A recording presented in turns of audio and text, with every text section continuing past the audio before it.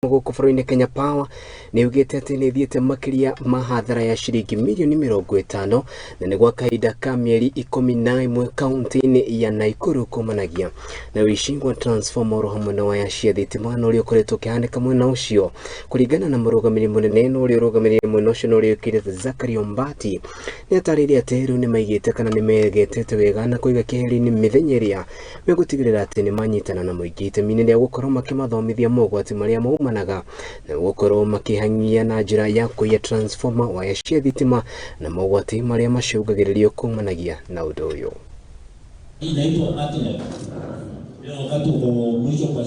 As a previous speakers have said, vandalism is a big menace power.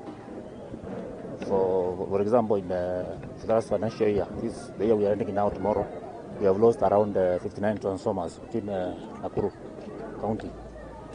In total, that's around 59 million.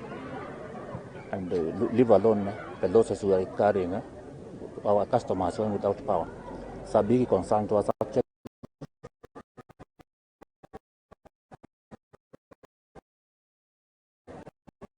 In terms of the economy, what the company is losing in terms of revenue and the transformer itself.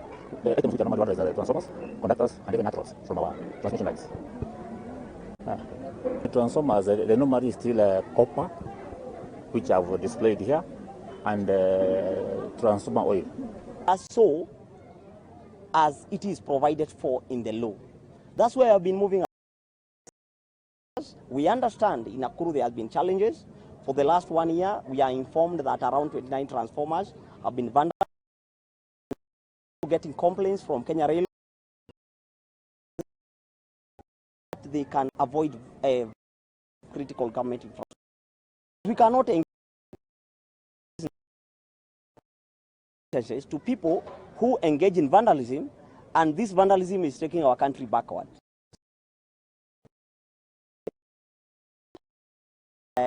We are urging our members to do business in the right way, to urge anybody across the country who does scrap metal business to make sure that he's within the regulatory framework, to make sure that he or she is registered, is known, so that we can be able to advise him accordingly, we can be able to engage him. At the same time, he can be known by the government that he does the scrap metal business. Zamani tumekuwa tukisema Kenya Power wafanyi kazi ama railway wafanyi kazi, but siku ya leo tumejua ya kwamba these people are even more than willing to clean this job.